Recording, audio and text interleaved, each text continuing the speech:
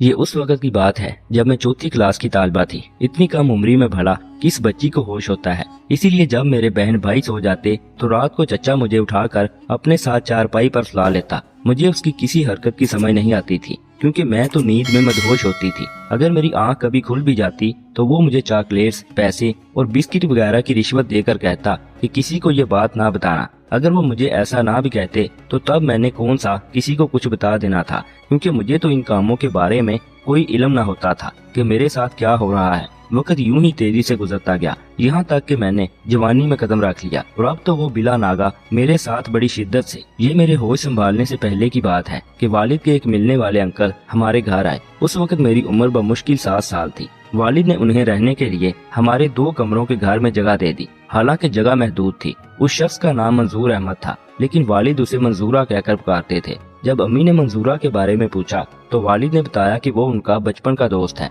और इस वक्त मुश्किल में है, क्योंकि उसके पास रहने की जगह नहीं है। इसीलिए वालिद ने उसे कुछ वक्त के लिए अपने घर में ठहरा लिया। वालिद ने कहा कि हमारी दोस्ती भाइयों जैसी है, और जब उसने अपनी परेशानी जाहिर की तो मैं इनकार ना कर सका। अम्मी ने जवाब दिया कि आपने अच्छा किया, लेकिन सवाल ये है कि रात में हम उसे सुलाएंगे कहाँ। वालिद ने कहा कि मंजूरा बच्चों वाले कमरे में ही सो जाएगा, अभी तो सर्दियां हैं, वरना मैं उसके लिए रात को छत पर सोने का इंतजाम कर देता। वालिदा ने कोई जवाब ना दिया और खामोश हो गई, क्योंकि वो वालिद से ज्यादा बहस या तकरार नहीं करती थी। मंजूर अहमद उर्फ मंजूरा दिन में एक कारपेंटर के पास काम पर चला जाता और शाम को वापस आ जाता। वो कभी खाली हाथ नहीं आता था, हमेशा हमारे लिए कुछ न कुछ लाता, कभी फल फ्रूट और कभी सुबह के नाश्ते का सामान जैसे अंडे या डबल रोटी। वो सुबह नाश्ता हमारे घर से करता था, दोपहर का खाना अपने कारपेंटर दीन मोहम्मद की दुकान पर खाता और रात का खाना भी कहीं बाहर से खा लेता था। कभी कभार जब वो जल्दी आ जाता तो वालिद इसरार करके उसे रात के खाने पर अपने साथ बिठा लेते। हम सब बच्चे उसे चचा कहकर बुलाते थे, क्योंकि वालिद कहते थे कि वो उन्हें सगे भाई की तरह अजीज है और बुरे वक्तों में उसने भी मेरा साथ दिया था। वालिद की तनख्वाह ज्यादा नहीं थी और घर का गुजारा बड़ी मुश्किल से हो रहा था, लेकिन मंजूरा चचा के आने से हालात में कुछ बेहतरी आ गई थी। जब भी घर का खर्चा खत्म होने को आता तो मंजूरा चचा अपनी जेब से राशन ले आते। अगर कभी तेल, दाल या चावल खत्म हो जाते और उन्हें पता चलता तो वो फौरन ये चीजें खरीद कर ले आते और रकम लेने से इनकार कर देते। वो हमेशा कहा करते कि मैं इस घर में रहता हूँ, इतना तो मेरा भी हक बनता है कि मैं इस घर की खुशहाली में अपना हिस्सा डालूं। फिर वो उम्मीद से कहते कि अगर आप मुझे इन बच्चों का सगा चचा मान लें तो मेरे लिए इससे बड़ी खुशकिस्मती कोई नहीं हो सकती कि मैं आपके काम आ सकूं। मंजूरा चचा की इन बातों ने अम्मी को बहुत मुतासिर किया। वो अक्सर हमसे कहा करती कि मंजूरा वाकई एक नेक दिल और बेलौस इंसान है। अगर हमने इसे रहने की जगह दी है तो वो भी हमारी मदद करने में कोई कसर नहीं छोड़ता। अम्मी मजीद कहती, जो शख्स किसी तंगदस्त की जिंदगी में आसानी और आसूदगी लाए उसे भला कोई कैसे बुरा कह सकता है। बात कुछ यूं थी कि मंजूरे का अपने बड़े भाई से किसी बात पर झगड़ा हो गया था, इसीलिए वो अपना सामान उठाकर अब्बा के पास आ गया। अब वो दोबारा भाई के घर जाकर रहने के लिए तैयार नहीं था। मंजूरा अपनी कमाई में से आधी रकम हमारे घरेलू अखराजात में शामिल करने लगा, जिसके बायस हमारा गुजारा बेहतर हो गया और माली लिहाज से वालिदैन को भी कुछ सहूलत मिलने लगी। हम 4 बहन भाई थे और सब मुझसे छोटे थे। ये बचपन का नादानी भरा वक्त था और मंजूरा चचा मुझे बहुत अच्छे लगते थे। जब वो पानी लाने या कोई और काम करने को कहते तो मैं फौरन दौड़कर काम कर देती, क्योंकि बच्चों को खाने पीने का बहुत शौक होता है और हम मंजूरा चचा की सखावत से बहुत खुश रहते थे। वो तकरीबन रोजाना हमारे लिए बिस्किट, टाफियाँ या ऐसी चीजें लाते जो बच्चों को पसंद आती थी। अम्मा को भी उस पर कोई एतराज नहीं था, क्योंकि वो उन्हें अपने घर का एक फर्ज समझने लगी थी। वालिदैन एक कमरे में सोते थे और हम सब बच्चे दूसरे कमरे में फर्श पर सो जाते थे। कमरे में एक चारपाई थी जो मंजूरा चचा को मिल जाती थी। अब तो उस शख्स को चचा कहते हुए भी शर्मिंदगी महसूस होती है, लेकिन मैं ये रुदाद इसलिए बयान कर रही हूँ ताकि वो वालिदैन जो बहुत जल्द गैरों पर भरोसा कर लेते हैं वो मेरी जिंदगी से सबक हासिल करें। ये एक हकीकत है कि कोई भी दुनिया में किसी का नहीं होता। अपने गैर तो बन सकते हैं, लेकिन गैर अपने नहीं बन सकते। वैसे भी हमारी आंखें भी वही खोलते हैं जिन पर हम आंखें बंद करके यकीन कर बैठते हैं। बच्चे दिन भर खेल कूद से थक कर रात को गहरी नींद सो जाते और हम भी फर्श पर लाइन से गद्दा बिछाकर बराबर बराबर सो जाते थे। मैं स्कूल जाने के अलावा अम्मी के काम में मदद भी करती थी, जिसकी वजह से थक जाती और रात को ऐसी गहरी नींद आती कि किसी बात का होश ना रहता। चौथी जमात की बच्ची को भला किस बात का होश होता है। इसीलिए जब मेरे बहन भाई सो जाते तो ये नाम नेहाल चचा مجھے اٹھا کر اپنے ساتھ چارپائی پر لٹا لیتا۔ مجھے کسی بات کا مطلب سمجھ میں نہیں آتا تھا، میں تو نیند میں ڈوبی ہوتی تھی۔ اگر کبھی جاگ جاتی تو وہ مجھے پیسے، میٹھی گولیاں اور بسکٹ وغیرہ دے دیتا اور کہتا کہ کسی کو یہ بات نہ بتانا۔ اگرچہ وہ نہ بھی کہتا تب بھی میں کسی کو کیا بتاتی، جبکہ میں خود بھی یہ بات اچھی طرح نہیں جانتی تھی کہ میرے ساتھ کیا ہو رہا ہے۔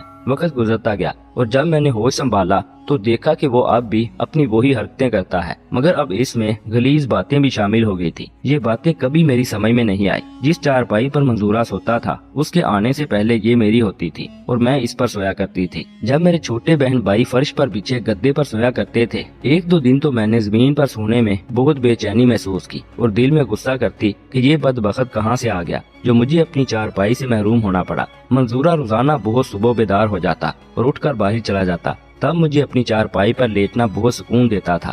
مجھے یہ کبھی خیال نہ آیا کہ یہ سب کچھ میرے حق میں برا ہے اور میں خسارے میں پڑی ہوں۔ ہم بچوں کے کمرے کے ساتھ تھوڑی سی زمین تھی۔ منظورہ نے ابا کو تجویز پیش کی کہ اگر آپ برا نہ مانے تو اس پر 4 دیواری بنوا کر میں چھت ڈلوا دوں۔ کارپینٹر تو میرا استاد ہے، چھت، کھڑکیاں اور دروازے سب بہت کم پیسوں میں بن جائیں گے اور میں مزدوری خود کر لوں گا۔ اس تجویز پر میرے ابا خوش ہو گئے۔ یوں بھی گھر میں اضافی کمرے کی اشد ضرورت تھی۔ انہوں نے کہا کہ کڑوے تیل کی جگہ گھی پڑ جائے تو اس میں کیا برا ہے۔ بس پھر بسم اللہ کرتے ہی کام شروع ہو گیا۔ چند ہی دنوں میں ایک چھوٹا سا کمرہ تیار ہو گیا۔ منظورہ نے ہمارے کمرے کے درمیان ایک دروازہ بنا دیا تاکہ نیا کمرہ دوسرے کمرے سے جڑ جائے۔ والد نے نئے کمرے میں نئی چارپائی ڈال کر یہ کمرہ منظورہ کے حوالے کر دیا تاکہ وہ سکون سے علیحدہ رہ سکے اور بچے اپنے کمرے میں آرام سے پڑھائی کر سکیں۔ اب ہم بہنیں اگرچہ اپنے کمرے میں سوتی تھیں اور منظورہ اپنے نئے کمرے میں، مگر درمیانی دروازہ آسانی سے کھل جاتا تھا۔ اسی لیے جب میرے والدین اور بہن بھائی سو جاتے تو یہ شخص چپکے سے ہمارے کمرے میں آ جاتا۔ اب مجھے بھی کچھ سمجھ آنے لگی تھی۔ میں اسے کہتی کہ چاچا ہمارے کمرے میں رات کو نہ آیا کرو ورنہ میں ابا کو بتا دوں گی۔ تب وہ مجھے یہ کہتا کہ تیرا ابا تمہاری بات کا یقین نہیں کرے گا بلکہ میری بات کا یقین کرے گا، کیونکہ میں اس کو اپنی آدھی تنخواہ دیتا ہوں۔ میں کہہ دوں گا کہ تم خود آتی ہو کیونکہ تم لوگ ہر روز مجھ سے چیزیں لینے کی فرمائشیں کرتے ہو اور میں لا کر بھی دیتا ہوں۔ کبھی فرمائش پوری نہیں کر سکتا تو تم اسے غصے میں میری شکایت کرتی ہو۔ یہ ایک معمولی سی دھمکی تھی لیکن میں ڈر جایا کرتی تھی کیونکہ اس نے مجھے چھوٹی عمر سے ہی دبکا لیا تھا تو میں اس سے بہت ڈرتی تھی۔ پھر میری ایک نہ چلتی۔ 8 برس یہ شخص ہمارے ساتھ رہا اور اپنے معمولات سے نہیں ہٹا۔ ادھر میرے والدین اس کی خیر خواہی میں فکر مند رہتے تھے کہ کب تک منظورہ کنوارا رہے گا، اب اس کی شادی کروا دینی چاہیے تاکہ اس کا گھر بس جائے۔ والدہ نے اس کے لیے شریک حیات کی تلاش شروع کر دی تھی۔ بالآخر ایک جان پہچان کے متوسط گھرانے میں رشتہ ڈھونڈ لیا اور وہاں منظورہ کا نکاح ہو گیا۔ شادی کے بعد کچھ دن تو وہ اپنی بیوی میں مگن رہا۔ بیوی کی جوانی کے بھی خوب مزے لوٹے اس نے، لیکن جب اس کا بیوی سے تھوڑا دل بھرا تو پھر سے وہی پرانی روش دوبارہ شروع ہو گئی۔ جب اس کی بیوی میکے جاتی تو وہ ہمارے کمرے میں گھس آتا۔ جیسے دیمک لکڑی کو کھاتی ہے ایسے ہی وہ شخص بڑے مزے لے لے کر میری خوبصورت جوانی کو کھا رہا تھا۔ میں کسی کو بتا بھی نہیں سکتی تھی، دل ہی دل میں جلتی اور کرتی رہتی تھی۔ والدین نے تربیت ہی ایسی کی تھی کہ کسی بات پر زبان کھولنا شرم والی بات تھی۔ میں اسی وجہ سے ابا سے ڈرتی تھی کہ جانے وہ حقیقت جان کر اس کے ساتھ کیا کر گزرے۔ نہ ہی تب مجھ میں اتنی ہمت تھی کہ امی کو ہی بتا دیتی۔ اگر منظورے سے میرا جھگڑا ہو جاتا تو وہ کئی قسم کی ڈراؤنی دھمکیاں دے کر مجھے چپ رہنے پر مجبور کر دیتا۔ وہ عمر میں مجھ سے کافی بڑا تھا، تبھی مجھ پر اس کا بہت روب تھا اور میں پوری طرح سے اس کے دباؤ میں تھی۔ ایک دن اس نے کہا کہ میرا استاد کام بہت لیتا ہے اور معاوضہ کام دیتا ہے، میں الگ سے دکان بنانا چاہتا ہوں تاکہ کچھ رقم اکٹھی کر کے اپنا گھر لے سکوں۔ والد نے اپنے دوستوں سے قرض لیا اور کچھ اسے اپنی جمع پونجی دے کر دکان کھول دی۔ وہ چند ماہ میں ہی سارا مال ختم کر کے چلتا بنا۔ وہ تو چلا گیا لیکن اس کی وجہ سے میرا ضمیر مجھے ملامت کرتا رہا اور میں گناہوں کی الجھنوں کا شکار رہی۔ میرا خیال کہیں ہوتا تھا اور کام کہیں۔ عجیب کیفیت ہو گئی تھی میری۔ سہیلیاں میری حالت دیکھ کر سمجھتی تھی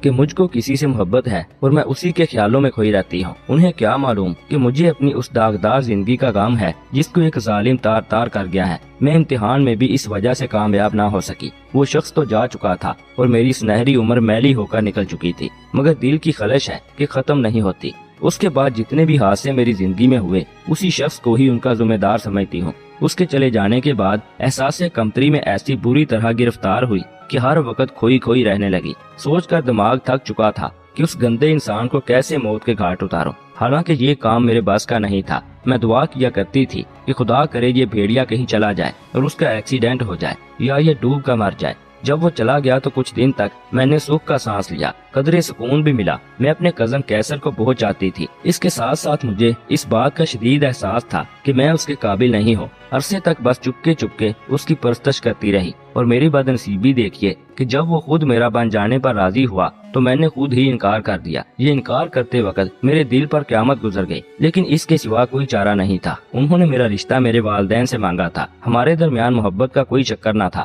مگر کیسر مجھے پسند کرتا تھا اور اس کی دلہن بننا تو میرا سب سے خوبصورت خواب تھا۔ جب والدین نے ہاں کہہ دی تو ایک روز کیسر نے مجھ سے بات کی اور میری رضامندی کے بارے میں پوچھا۔ اس نے ایک مخصوص موقع پر مجھے کہا تھا کہ دیکھو کومل، اگر مجھ کو پسند کرتی ہو تو ہاں کہنا، میں تم کو ہر قیمت پر حاصل کروں گا، مگر ایک بات تم کو سچ بتانی ہوگی کہ تمہارا ماضی میں کسی سے تعلق تو نہیں رہا ہے، اور میں جھوٹ کبھی برداشت نہیں کروں گا۔ یہ سنتے ہی میرے سارے خواب پل بھر میں چکنا چور ہو گئے تھے۔ بھلا میں کیسر کو یہ کیسے بتا دیتی کہ میں اپنی زندگی کی سب سے قیمتی چیز کھو چکی ہوں اور اب ان کے قابل نہیں رہی؟ اب پھر میں جھوٹ بول کر ان کو کیسے دھوکہ دیتی جس کی میں کسی دیوتا کی طرح پرستش کرتی تھی؟ تب دل پر پتھر رکھ کر مجھے یہی کہنا پڑا کہ میرا خیال چھوڑ دو کیسر، مجھے تم اچھے لگتے ہو مگر شادی کے نقطہ نظر سے نہیں۔ میں تم سے شادی نہیں کرنا چاہتی کیونکہ مجھے کسی اور سے پیار ہے، اور یہی سچائی ہے۔ میرے انکار سے کیسر مہینوں بیمار پڑا رہا۔ کاش میں اسے بتا سکتی کہ میری چادر میلی سہی، مگر مجھ معصوم پر بچپن میں ظلم ہوا ہے اور میں نے تمہارے سوا کسی کو نہیں چاہا۔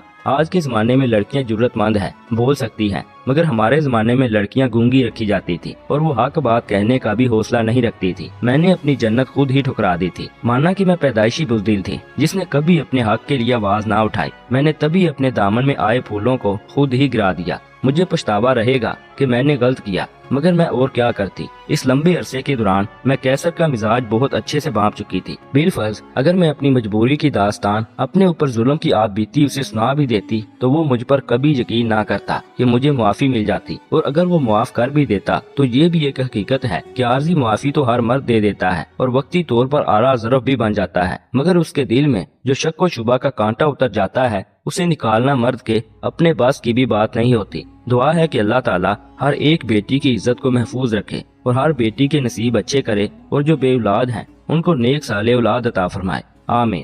دوستو، آج کی ہماری ویڈیو کیسی لگی کمنٹ سیکشن میں ہمیں اپنی قیمتی رائے سے ضرور آگاہ کیجیے گا۔